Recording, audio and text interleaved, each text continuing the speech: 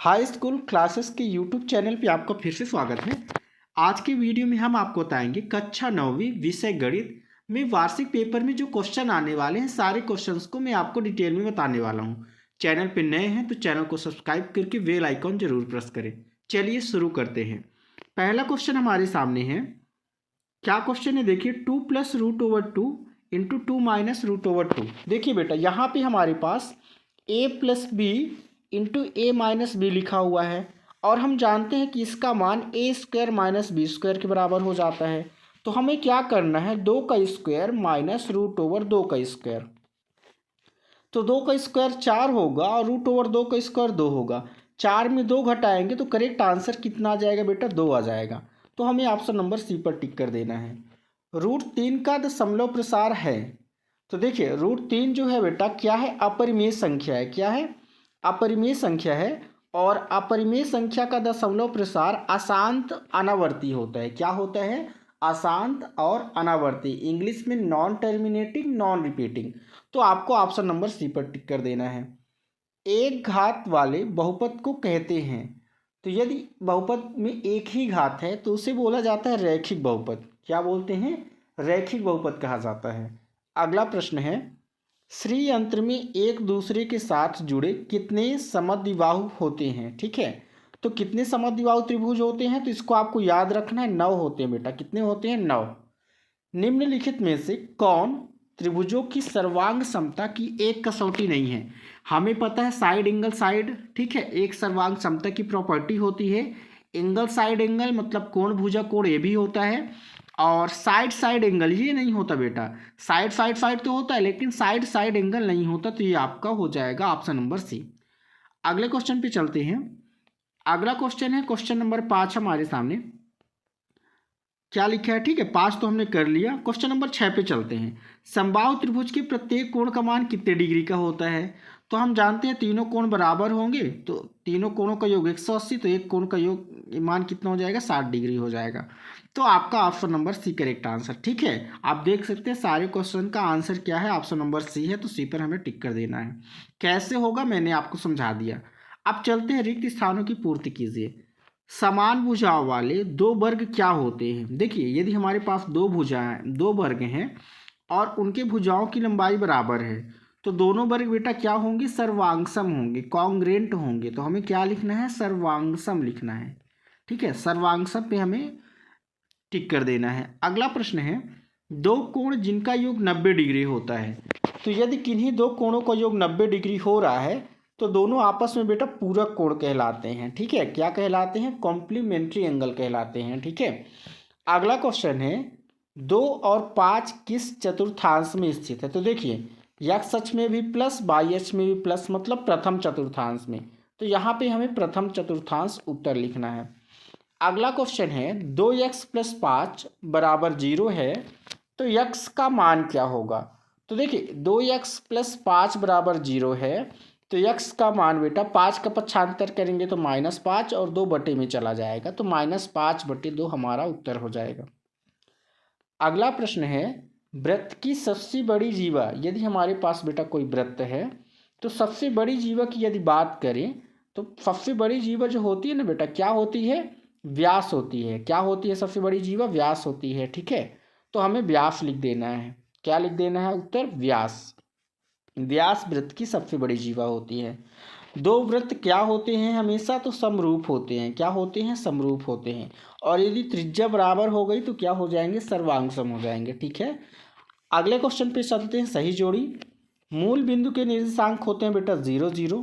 ठीक है, बिंदु 2 3 का भुज, तो 2 3 का भुज हो जाएगा 2 हो जाएगा। ठीक है, अगले पेज पे इसका उत्तर आपको मिलेगा। देखिए क्या लिखा है, बिंदु A0। देखिए इसके अगले पेज पे हम सीधा चलते हैं, ये आ गया 45 डिग्री का समपूरक। तो समपूरक कोण का योग होता है 180। तो 45 में कितना जोड़ दे कि 180 तो हो जाए, तो 135 से हमें मिला देना है। 60 डिग्री का पूरक, तो पूरक मतलब दोनों का योग 90 डिग्री। 60 में कितना जोड़ने पर 90 होगा, 30। तो ये हो जाएगा 30। ठीक है, ये पाँचवा और छठवां का हो गया। अब देखिए तीसरा का हमारे पास क्या था, यूक्लिड ज्यामिति। तो इसको आपको ऑप्शन नंबर सी से मिलाना है। ठीक है, ऑप्शन नंबर सी से मिला देना है। और a0 किस अक्ष पर स्थित होगा, तो y अक्ष पर स्थित होगा, ये मिला देना था। अब चलते हैं अगले प्रश्न पे। सत्य और असत्य बताना है। दो चरों वाले एक घात समीकरण को रैखिक समीकरण कहते हैं।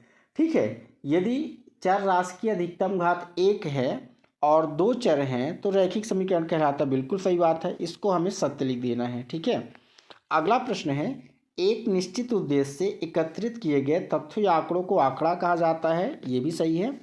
दंड चित्र सदैव ऊर्ध्वाधर बनाए जाते हैं, तो ऊर्ध्वाधर भी हो सकता है, क्षैतिज भी हो सकता है, तो ये कथन असत्य हो जाएगा। ठीक है, पहला सत्य, दूसरा सत्य, तीसरा असत्य। चौथा क्या है, आर त्रिज्या वाले गोले का पृष्ठीय क्षेत्रफल होता है 4 पाई आर स्क्वायर।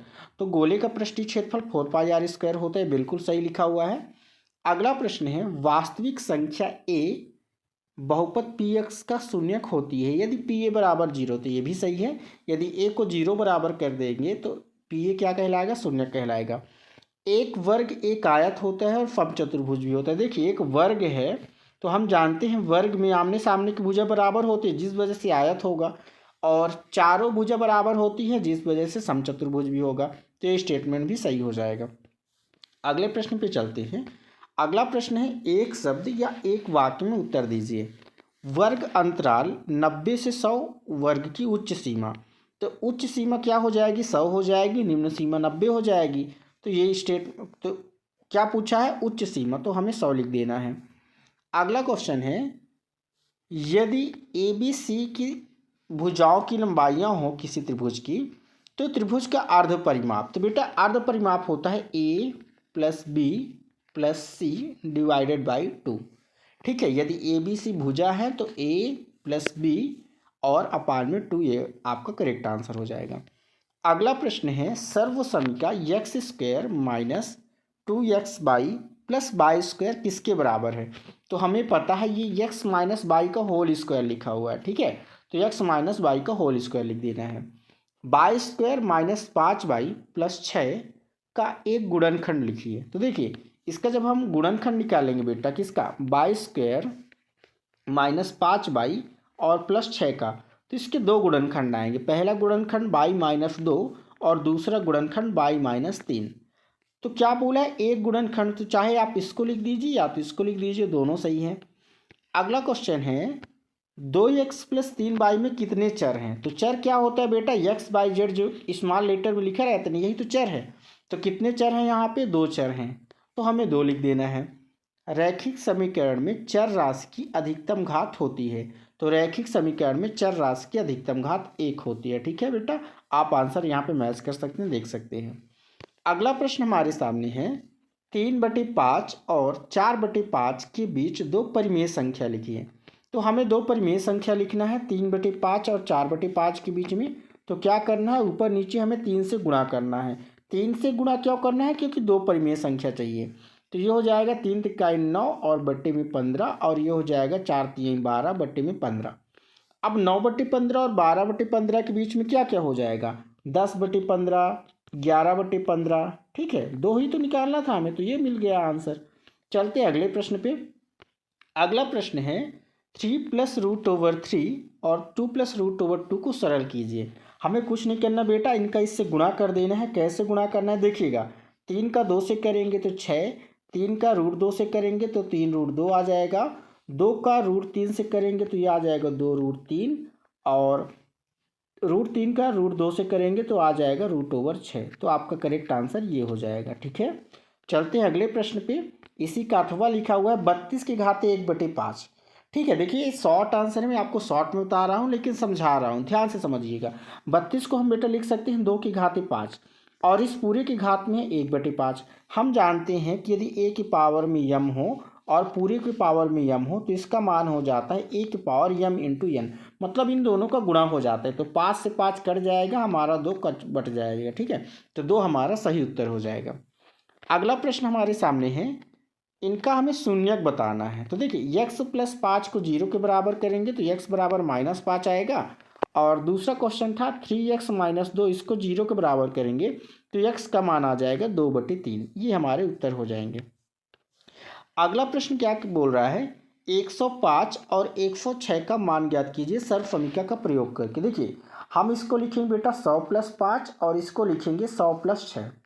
ठीक है, और हल कैसे करना है हम जानते हैं, हमारे पास सर्वसमीकरण होता है x + a × x + b। इसका मान हो जाता है बेटा x² + a + b × x + ab। इस पर आपको मान रख देना है, आपका आंसर आ जाएगा। अगला प्रश्न क्या है, देखिए हमें बताना है किस किस चतुर्थांश में स्थित है। ठीक है, थोड़ा सा ज़्यादा स्किप हो गया, किस किस चतुर्थांश में स्थित है समझिएगा।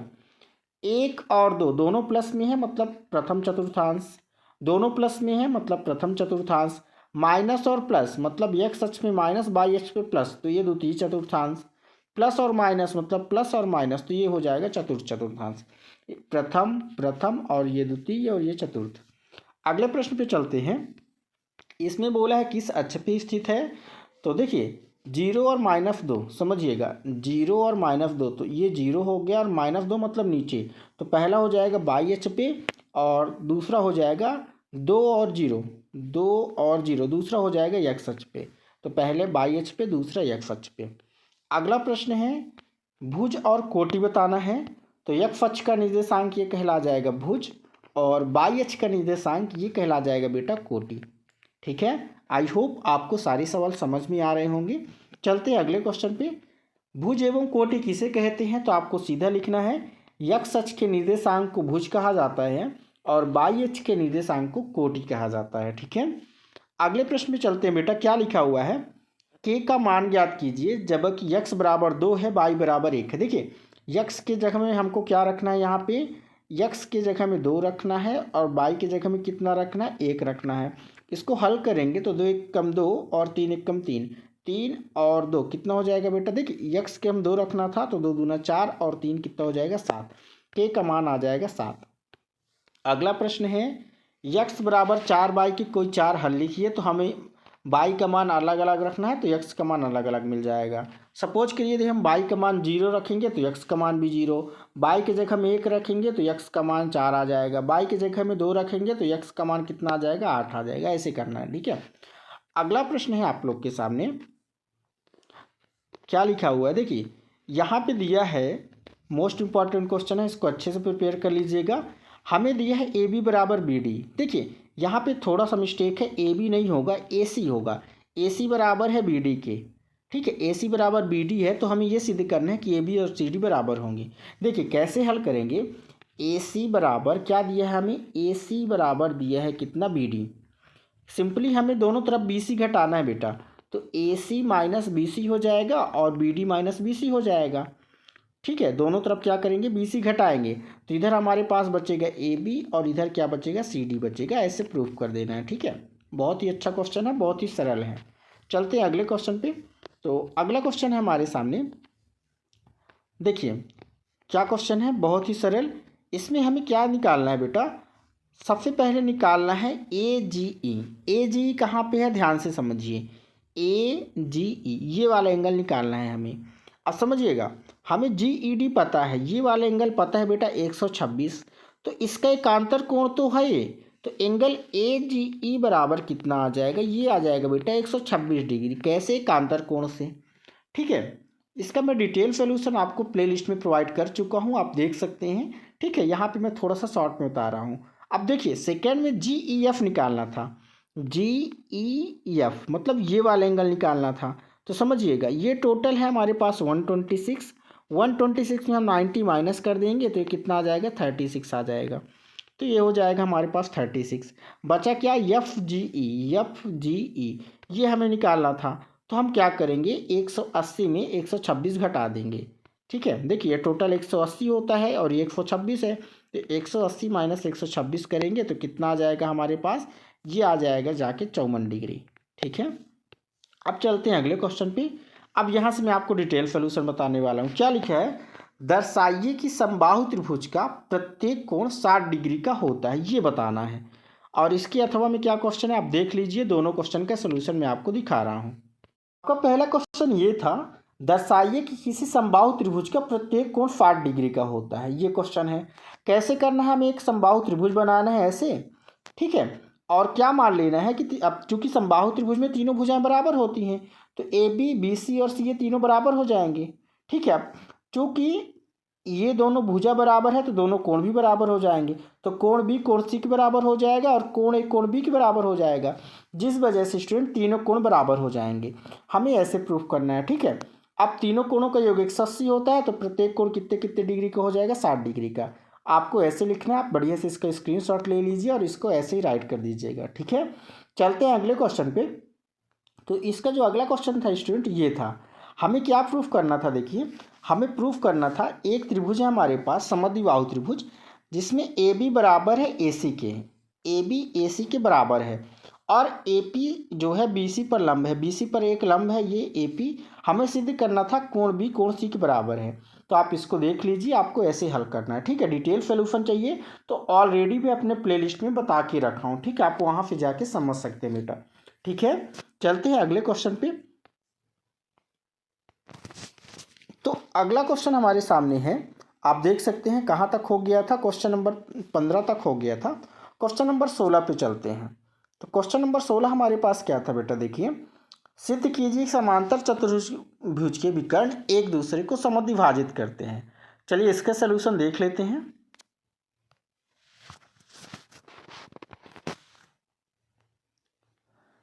तो समांतर चतुर्भुज के विकर्ण एक दूसरे को समद्विभाजित करते हैं, आपको ऐसे राइट करना था, ठीक है। आप देख सकते हैं सीधा आपको एक समांतर चतुर्भुज बना देना है, दो विकर्ण बना देना है और दो त्रिभुज लेके दोनों को सर्वांग सिद्ध कर देना है, और ये दर्शा देना है कि ए ओ बराबर ओ डी और ए ओ बराबर ओ ए बराबर ओ सी और ओ बी बराबर ओ डी, ये हमें प्रूव करना था। अगले क्वेश्चन पे मूव करते हैं। अगला प्रश्न है, एक लंबवृत्तीय शंकु का पृष्ठीय क्षेत्रफल ज्ञात कीजिए जिसकी तिर्यक ऊंचाई हमें दिया है और त्रिज्या दिया है। हम जानते हैं शंकु का जो वक्र पृष्ठीय क्षेत्रफल होता है वो होता है पाई आर एल। तो हमें पाई का मान 22/7 रखना है, आर की जगह में 7 रखना है और यल की जगह में कितना रख देना है, 10 रख देना है, और कैलकुलेट करेंगे तो हमारा आंसर आ जाएगा, ठीक है। अगला प्रश्न है, 7 सेंटीमीटर त्रिज्या वाले गोले का पृष्ठीय क्षेत्रफल। गोले का पृष्ठीय क्षेत्रफल होता है बेटा 4 पाई आर स्क्वायर। इसमें क्या करना है, 4 पाई की जगह में 22/7, आर की जगह में 7 × 7 करना है, कैलकुलेट करके आंसर कर देना है, ठीक है। अगले प्रश्न पे चलते हैं। अगला प्रश्न हमारे सामने 21 सेंटीमीटर वाले अर्धगोले के लिए ज्ञात कीजिए, वक्र पृष्ठीय क्षेत्रफल ज्ञात करना है। हम जानते हैं कि गोले का वक्र पृष्ठीय क्षेत्रफल होता है 2 पाई आर स्क्वायर और कुल पृष्ठीय क्षेत्रफल होता है 3 पाई आर स्क्वायर। किसका बेटा, अर्धगोले का। तो इन दोनों फार्मूले में मान रखना है। इसका सोल्यूशन मैं आपको दिखा रहा हूँ कैसे करना है। तो बेटा आपके सामने ये रहा, आप देख सकते हैं वक्र पृष्ठीय क्षेत्रफल क्या होता है 2 पाई आर स्क्वायर। तो एक बार हमें आर की जगह में कितना रखना है, 21 जो दिया हुआ है, और 2 इस फार्मूले में मान रखना है, और अगले स्टेप में क्या करना है, हमें 3 पाई आर स्क्वायर पर मान रख देना है। तो हमारे पास उत्तर निकल के आ जाएगा, ठीक है। चलते हैं अगले प्रश्न पे। हमें क्या दर्शाना है अगले प्रश्न में, सिद्ध कीजिए कि आयत का प्रत्येक कोण समकोण होता है और इसके अथवा में समांतर चतुर्भुज का विकर्ण एक दूसरे को समद्विभाजित करता है, ठीक है। तो चलिए इसका आंसर भी हम देख लेते हैं।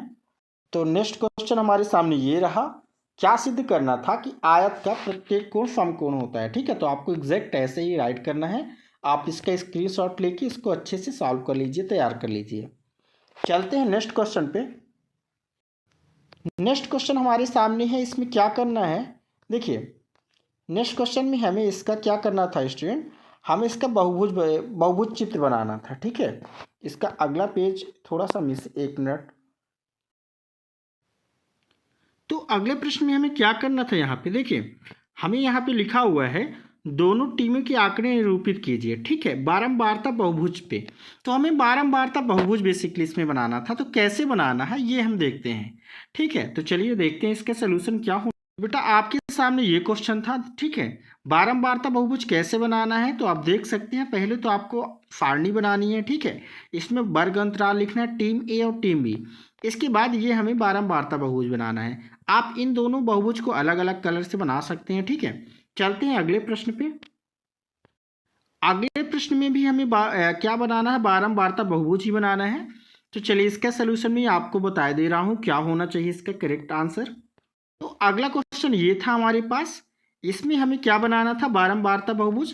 तो दोनों सेक्शन का पहले अब अलग अलग सारणी बना लेंगे और इसके बाद बारंबारता बहुभुज हमें ऐसे बनाना है। ठीक है, तो आप इसको अच्छे से देख लीजिए, इसका स्क्रीनशॉट लेके इनको अच्छे से तैयार कर लीजिए।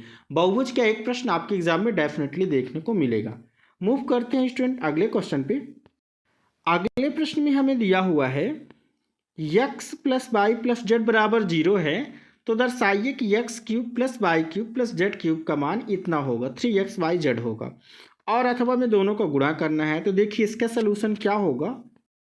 तो ये रहा आपके सामने सोल्यूशन।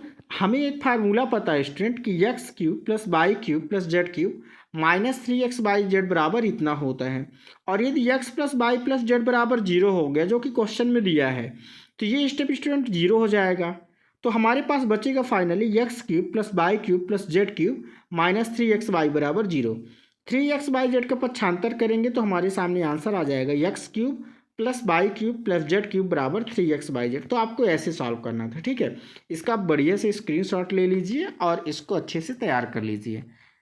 इसके अलावा आप इस क्वेश्चन को भी प्रिपेयर कर सकते हैं, 2022 में आ चुके हैं। चलते हैं अगले प्रश्न पे। तो अगला प्रश्न आपके सामने क्या लिखा है, देखिए एक त्रिभुज की भुजाओं का अनुपात 12, 17, 25 है, उसका परिमाप 540 है, तो त्रिभुज का क्षेत्रफल ज्ञात कीजिए। और इसके अथवा में भी त्रिभुज का क्षेत्रफल ज्ञात करना है। ठीक है, दोनों में हीरोइंस फार्मूला लगेगा। कैसे सॉल्व करना है हम आपको बता रहे हैं। तो आपके सामने ये रहा पहला क्वेश्चन। ठीक है, हमें भुजाओं का अनुपात दिया था, तो सबसे पहले हम यहाँ पे के जगह में ABC की जगह में 12x, 17x, 25x मान के सॉल्व कर लेंगे। तो ABC का मान हमारे पास आ जाएगा 120, 170 और 250। इसके बाद हम क्या करेंगे बेटा, हीरोइंस फार्मूला लगा देंगे। तो हमारे पास जो उत्तर निकल के आ जाएगा वो आ जाएगा 9000 सेंटीमीटर स्क्वायर। आपको पता है हीरोइंस फार्मूला क्या होता है, √S into S minus A into S minus B into S minus C. ऐसे हल कर देना है हमें, हो गया। ठीक है, चलते हैं अगले क्वेश्चन पे। तो अगला क्वेश्चन हमारे सामने ये था। ठीक है, हमें परिमाप पता था और बराबर भुजाएं पता था, तो हमें पहले तो तीसरी भुजा निकालनी है। इसके बाद हीरोइंस फार्मूले में मान रख देना है, तो हमें क्या मिल जाएगा, उत्तर मिल जाएगा। तो स्टूडेंट आई होप ये सारे प्रश्न आपको समझ में आए होंगे। इन प्रश्नों को आप अच्छे से तैयार कर लीजिएगा। आपके मैथ के पेपर पे डेफिनेटली ये क्वेश्चन देखने को मिलेंगे। चैनल पे नए हैं तो चैनल को सब्सक्राइब करके बेल आइकॉन जरूर प्रेस करें और दोस्तों के साथ ज़्यादा से ज़्यादा वीडियो को शेयर करें। मिलते हैं नेक्स्ट वीडियो में, तब तक के लिए जय हिंद, वंदे मातरम।